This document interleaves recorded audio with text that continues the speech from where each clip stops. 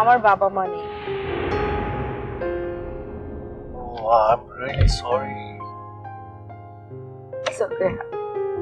আমি খুব ছোট থাকতেই আমার বাবা মা মারা যান। মামার বাড়িতেই আমরা দুই বোন বড় হয়েছি। তারপর তো আপু একটা স্কলারশিপ পেয়ে চলে আসেন এখানে, বিয়েও করেন। আপুর আগে থেকেই ইচ্ছা ছিল আমার পড়ালেখা শেষ হলে আমাকেও এখানে নিয়ে আসবে। আপুকে খুব ভালোবাসেন, বোঝা যায়। তা তো বাসি, খুব বেশি। আসলে আপন বলতে আপু ছাড়া আমার আর কেউ নেই।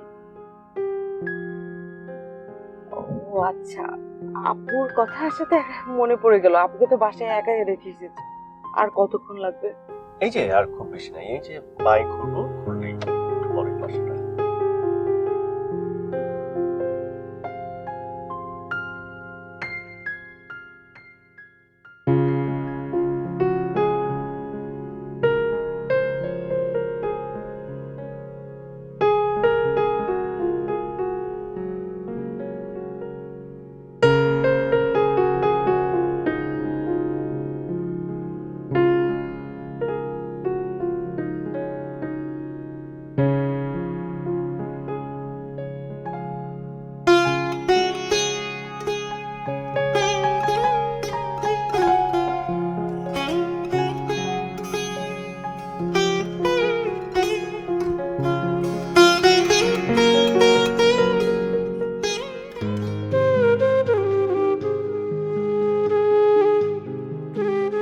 কি দেখছো? তোমাকে এই মোমের আলোয় তোমাকে না আসলেই অদ্ভুত সুন্দর দেখাচ্ছে। এতদিনে বুঝতে পারলাম যে মানুষ কেন ক্যান্ডেল লাইট ডিনার করে। এই মোমের আলো যেমন অদ্ভুত একটা পরিবেশ তৈরি করে, ঠিক তেমনি ওই সামনের মানুষটা রূপও বদলে দেয়। যা, তোমার না সবকিছুতে বেশি বেশি। কই, মোমের আলোয় আমি তোমাকে যেমন তেমনই তো দেখছি, শাহরুখ খানকে তো দেখছি না।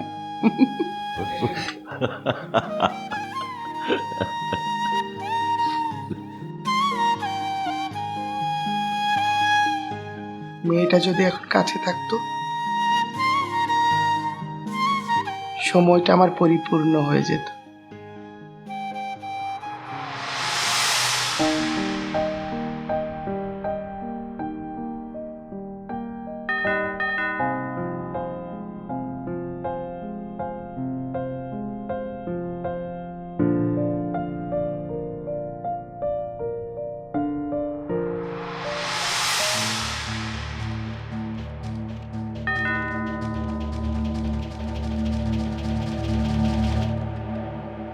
বাসায় কেউ নাই মনে হচ্ছে, আমরা ভুল বাসায় আসলাম না তো?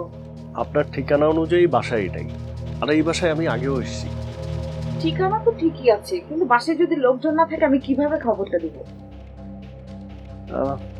একটা কাজ করুন না, আপনি ফোন নাম্বার আছে না, ফোন করে জানিয়ে দিন। ফোনে পাচ্ছে না, তাই তো আমাকে এসে খবর দিতে বললো। একটা কাজ করা যেতে পারে, একটা স্লিপে মেসেজটা লিখে দরজার নিচ দিয়ে যাই। আপনার কাছে কি কাগজ কলম আছে? কাগজ গাড়িতে আছে না?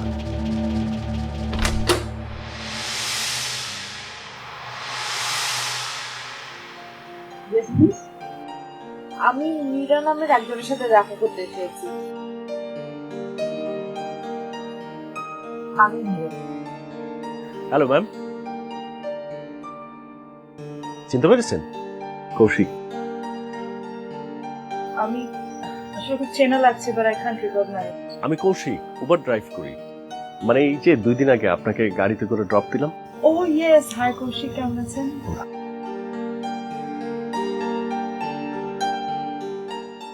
আসলে আমি না ম্যাম, উনি